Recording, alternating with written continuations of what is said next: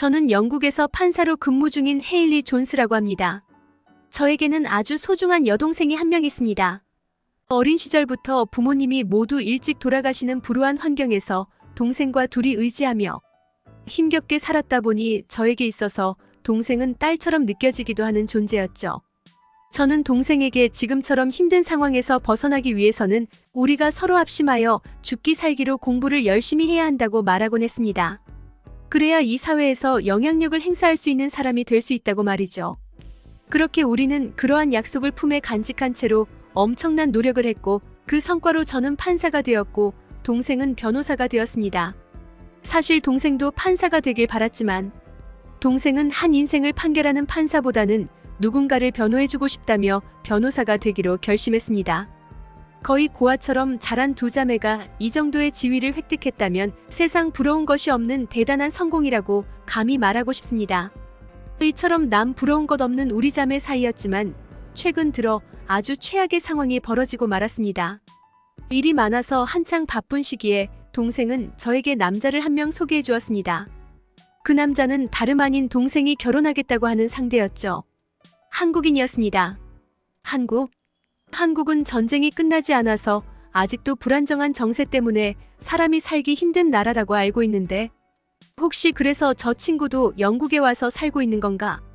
어린 시절에는 공부에만 집중하다 보니 그 외적인 부분들은 알지 못했고 성인이 되고 판사가 된 이후에는 일에 치여 살아가다 보니 그러한 부분들을 제대로 알지 못하던 때였습니다. 다만 한국이라는 나라는 워낙 세계적으로 유명하다 보니 어느 정도는 알고 있었죠. 유일한 분단국가이기도 하고요. 그 때문에 솔직히 꺼려지는 부분들이 많았습니다. 단순히 동생이 남자친구로 생각하며 가볍게 만나는 것이야 괜찮다고 생각했지만 결혼할 남자라고 소개했기에 저도 가볍게 생각되지는 않더라고요. 저 못지않게 동생도 죽으림을 다해 힘들게 공부하여 겨우 변호사로 자리 잡는 과정인데 지금 시기에 결혼하는 것도 사실 달갑지 않았는데 상대가 한국인이라고 하니까 심히 걱정되었습니다. 모든 면에서 정세가 불안정한 환경에서 자란 사람이라면 인성적인 부분이나 여러 가지 측면에서 제 동생에게 부정적인 영향을 미칠 것이라 생각했거든요. 그래서 저는 솔직하게 동생에게 저의 뜻을 전달했습니다. 이 결혼은 다시 생각해보는 것이 맞다고. 너가 남자를 많이 만나보지 못해서 보는 눈이 아직 없는 것이라고 말이죠. 그런 식으로 설득하려고 했지만 동생의 뜻은 의외로 완고했습니다. 무슨 최면술로 가스라이팅이라도 당한 사람처럼 완전히 한국인 남자에게 푹 빠진 모습이었죠. 이대로는 동생을 설득할 수 없다고 판단한 저는 다른 방법을 생각해내야 했습니다. 고민 끝에 저는 부담을 무릅쓰고 동생이 결혼하겠다는 상대인 한국인 남자를 만났습니다. 그리고 진솔하고 직설적으로 부탁을 했죠. 내 동생과 헤어져 달라고. 동생은 지금까지 공부만 하고 살았고 부모님 없이 나와 둘이 생활하다 보니 아직 세상 물정을 잘 모른다고. 그래서 나중에 시간이 지나면 당신도 내 동생도 무너져 내릴 것이고 이 선택은 당신에게도 좋지 않은 선택이 될 것이라고 했습니다. 하지만 그런 저의 간곡한 부탁에도 한국인 남자는 눈도 꿈쩍하지 않았죠. 오히려 걱정하는 저를 안심시키려는 모습이었습니다. 나와 당신의 동생은 그냥 잠깐의 흥미로 만남을 이어가고 있는 것이 아니라고. 동생이 자란 환경에 대해서는 이미 오래전부터 잘 알고 있는 부분이라고. 내가 무슨 걱정을 하는지는 잘 알겠지만 그런 일은 절대로 일어나지 않을 것이라는 호언장담까지 하더군요. 정세가 불안정하다는 곳에서 평생을 자란 사람치고는 말하는 투나 행동들이 태연했고 자연스러운 것이 조금은 당황스러웠습니다. 솔직히 다혈질적인 성격을 하고 있으려니 했거든요. 사실 한국인 남자를 설득하여 이별을 종용하기 위해 만난 것이기는 했지만 한편으로는 한국인 남자의 진심을 듣고 싶었던 것도 있었기에 조금은 안심이 되는 부분도 있었습니다. 이토록 둘이 사랑하는 사이라면 지금 당장에는 제가 어찌할 수가 없는 상황이기도 했고요. 그래서 결국 둘의 결혼을 반대하는 것은 그만둘 수밖에 없었습니다. 그렇게 둘은 기어이 결혼하게 되었죠. 저는 하나뿐인 언니로서 둘의 결혼을 지원해주고 지지해주며 이왕 이렇게 된 거 동생이 행복한 결혼 생활을 해주길 기대할 수밖에 없었습니다. 그 소식을 듣기 전까지는 말이죠. 동생은 결혼식이 끝난 지 얼마 지나지 않아서 저에게 찾아와 이사를 준비 중이라 말했습니다. 그래서 저는 지금 사는 곳도 둘이 살기엔 충분하지 않냐며 어디로 이사를 가느냐고 물었죠. 그리고 돌아온 동생의 답변에 저는 그 자리에서 주저앉아 버릴 정도로 매우 놀라고 말았습니다. 한국으로 떠난다는 동생의 발언. 이게 무슨 되지도 않는 소리지? 저는 불같이 화를 내며 동생에게 한국이 어떤 나라인지 제대로 알고나 하는 소리냐고 다그쳤습니다. 그야말로 미친 듯 반대를 하기 시작했던 것이죠. 언제 다시 불행한 일들이 생길지 모르는 극도로 불안정한 나라라고 말했습니다. 하지만 이게 무슨 일인지 동생은 오히려 저에게 반항하더군요. 그건 제가 한국에 대해서 단편적인 부분들만 보고 제대로 알지 못하기에 하는 소리라고 말입니다. 누가 변호사 아니랄까봐 판사인 제 언니보다 말은 잘하더군요. 말로 아주 저를 잡아먹겠더라고요. 말로는 안 되겠다 싶어서인지 이대로 코너로 몰리게 되면 동생을 꼼짝없이 잃어버리겠다 싶은 극단적인 생각이 들었고 해서는 안 될 짓을 해버리고 말았죠. 기어이 저는 동생에게 손찌검을 해버리고 말았습니다. 처음이었어요. 제가 동생에게 그런 식으로 대했던 것은 워낙 딸처럼 지내왔고 생각했던 동생인지라 부모의 마음이었다고 생각합니다. 동생의 뺨을 때려버리고 말았지만 오히려 기분은 더 나쁘고 불편해지더군요. 결국 동생도 저의 그런 갑작스러운 행동에 눈물을 보이며 제 어깨를 밀치기 시작했고 우리 둘은 어느새 뒤엉켜서 한동안 몸의 대화를 나누게 되었습니다. 머리는 뒤죽박죽 엉켜졌고 동생은 입술에 저는 코에서 피가 나기도 했죠. 두 여자 자매의 싸움치곤 그렇게 격렬할 수가 없었습니다. 마치 그동안 참아왔던 울분이라도 터트리는 기분이었죠.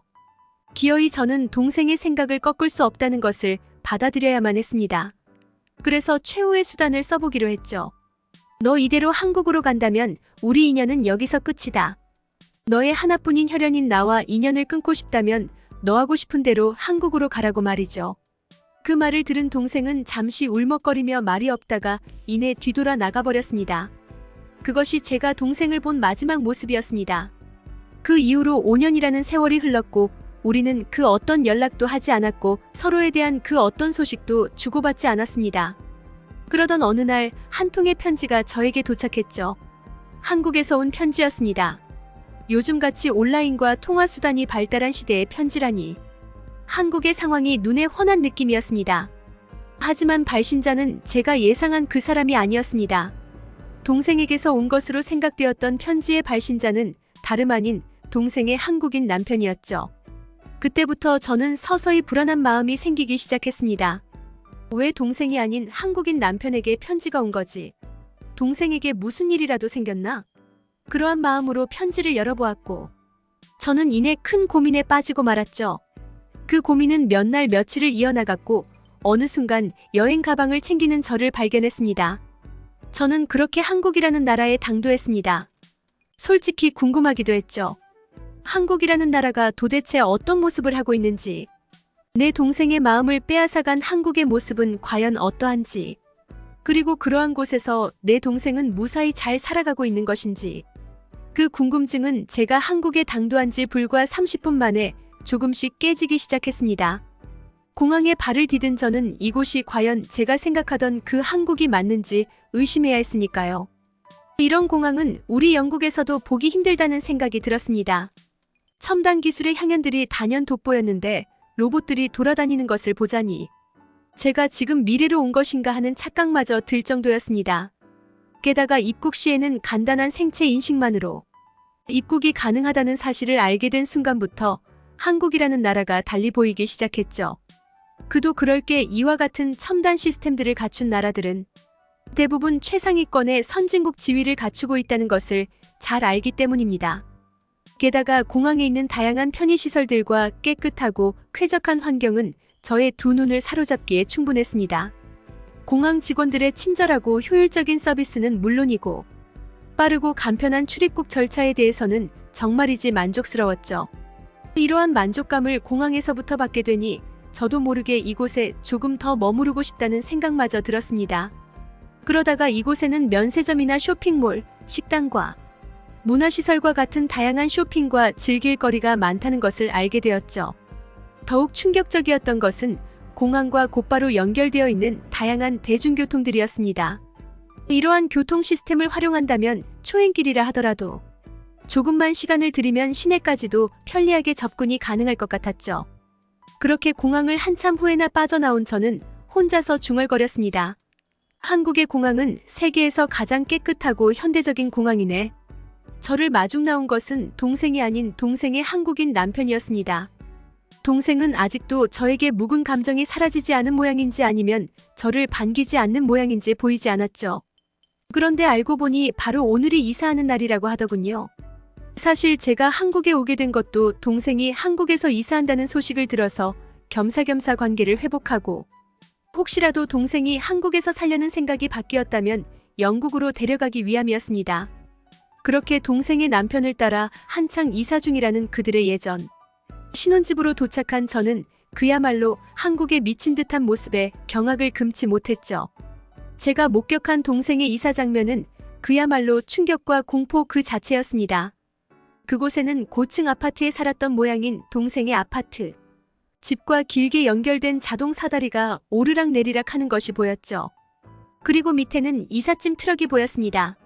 한국에 사는 분들에게는 이사하는데 사다리차를 사용한다는 것이 당연한 일인지도 모르겠지만 저에게는 놀라운 광경이 아닐 수 없었죠. 저런 식으로 높은 사다리차는 본 역사가 없었으니까요. 하지만 제가 진심으로 충격을 받은 장면은 따로 있었습니다. 이사를 하는 도중에 제가 도착한 것을 알게 된 동생은 정신이 하나도 없을만 했는데 제가 있는 쪽으로 와서 가볍게 아른 채 하더군요. 5년 만에 보는 동생인데 이렇게 정신없는 이사를 하는 환경에서 보게 된다니 다소 황당한 상황이었죠. 저는 조금이나마 이사를 하는데 도움을 주기 위해 동생의 집으로 들어갔다가 기절초풍하는 줄 알았습니다. 이삿짐을 손도 안 대고 포장도 하지 않고 있었는데 이 모든 짐들을 이삿짐 직원들이 직접 포장을 하고 실어 나르고 있었던 것이죠. 이런 미친. 이게 말이나 되는 일이야? 영국에서는 이사 한 번 하려면 2주 동안 이삿짐을 스스로 포장해야 했고 계단을 이용해서 수동으로 짐을 내렸는데 한국의 이사는 포장을 비롯해서 사다리차를 이용해 적재를 하고 심지어 이사를 하는 집에서는 포장까지 풀어주고 에어컨 설치며 청소까지 일괄적으로 가능하다는 게 아니겠습니까? 이건 제가 살던 영국의 환경과 비교하면 눈으로 보고도 믿을 수 없는 수준과 차이를 보였죠. 한국인들은 도대체 어떻게 이러한 천재적인 생각들을 할 수 있는 것인지 놀라지 않을 수 없었습니다. 그에 비하면 우리 영국이라는 나라는 마치 수십 년쯤 뒤떨어진 환경에서 살고 있는 기분이 들 정도였죠. 그렇게 저는 한국의 놀라운 이사 현장을 목격하며 많은 생각을 하게 되었습니다. 한국이라는 곳이 얼마나 편리하고 사람이 살기 좋은 곳인가 하는 과거 동생의 말들이 떠오르기도 했죠. 우리는 동생이 이사를 들어가는 집으로 함께 차를 타고 이동하며 많은 이야기들을 나누었습니다. 다소 시끌시끌한 환경에서 만나서인지 오랜만에 재회임에도 동생과 저는 조금은 덜 어색한 분위기여서 오히려 좋았죠. 동생은 한국의 아파트에서 전세라는 시스템으로 살다가 이번에 빌라를 매매하여 이사하는 것이라고 했습니다. 영국에도 다세대가 거주하는 빌라 형식의 건물들이 많아서 익숙했습니다. 제가 지금 사는 곳도 빌라니까요. 그래서 자연스럽게 동생에게 몇 층에 이사를 하느냐고 했더니 5층이라고 하더군요. 이런 왜 그리 높은 층에 가느냐고 타일렀더니 오히려 동생은 알 수 없는 이야기를 했습니다. 한국은 빌라 5층이라도 전혀 불편한 게 없다면서 미소까지 보이더군요. 아니, 아무리 한국의 이사 시스템이 잘 되어 있다고 한들 빌라 건물이 별 수 있느냐는 생각이었죠. 하지만 그러한 제 생각은 이사 장소에 도착한 이후 산산이 부서져 버리고 말았습니다. 동생의 이삿짐을 옮기는 직원들을 뒤따라갔는데 글쎄. 그들 모두 계단이 아닌 엘리베이터를 타고 짐을 이동시키는 게 아니겠어요? 아, 빌라 5층 건물에 엘리베이터가 있다고. 한국은 대체 뭐하는 나라야? 영국의 주택 건물들에는 엘리베이터가 있는 경우가 거의 없었습니다. 그래서 이사를 할 때도 하루 종일 무거운 짐을 가지고 계단을 오르락내리락 해야 했죠. 사실 저는 동생이 빌라 5층으로 이사를 한다고 하여 은근히 걱정이었습니다. 이삿짐이 너무 많아 보였기 때문이죠. 실제로 영국에서는 이사를 갈 때 이러한 부분들 때문에 크게 필요하지 않은 짐들은 버리고 가거나 미리 중고로 팔아버리는 경우가 많았거든요. 그렇게 동생의 이사는 비교적 간단하고 싱겁게 끝나버렸습니다. 물론 짐을 재배치하고 정리하는 부분들이 남아있었지만 포장까지 풀어주는 한국의 이사 시스템 덕분에 그다지 할 게 없더라고요. 한창 동생과 저는 이삿짐을 정리하고 있는데 누군가 벨을 눌렀습니다. 오늘 이사한 집인데 누가 벌써 알고 찾아온 것인지 살짝 불안하고 궁금했습니다. 혹시나 동생이 빚쟁이들에게 쫓기거나 하는 것은 아닐까 걱정도 들었고요.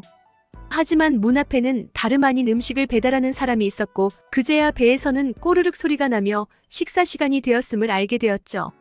한국에서는 이사하는 날에는 이 음식을 먹는다며 동생은 저에게 맛있다고 기절하지 말라는 다소 엉뚱한 말까지 하더군요. 뭔데 그렇게 기대까지 하게 만드는 건지 궁금했죠.